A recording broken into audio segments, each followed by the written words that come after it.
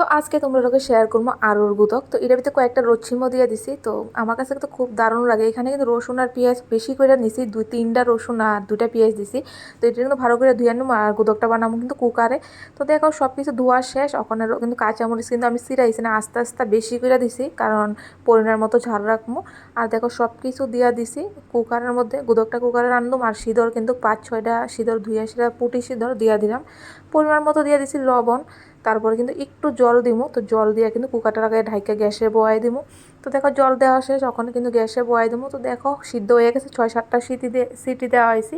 আর দেখো অনেকটা সুন্দর সিদ্ধ হয়েছে। আর যে ঝোলটা আছে এটা কিন্তু শুকাইয়া নেবো, তারপরে এটা মিক্স করে নেবো। তো দেখো ভালো করে একদম এটার ঝোলটা শুকাই নিতেছি আর একদম শুকনা শুকনা গুদকটা রাখবো। তো দেখো শুকায় মানে একদম সুন্দর শুকায় গেছে। আর ওখানে এই যে আমার অস্ত্র গ্রাস, আমি গ্রাস দিয়ে মিক্স করি। তোমরা যেমনি সুবিধা এমনি মিক্স করো, আমার কাছে গ্রাস দিয়ে সুবিধা মনে হয়। তো ভালো করে মিক্স করে নিছি। ফাইনালি কিন্তু আমার আলুর গুদক রেডি। একদম যত মরিচ আছে সব পেস্ট করে দিছি। তো গরম গরম ভাতের সাথে আমার খাইতে দারুণ লাগে। কেমন লাগছে ভিডিওটা অবশ্যই জানিও। টাটা।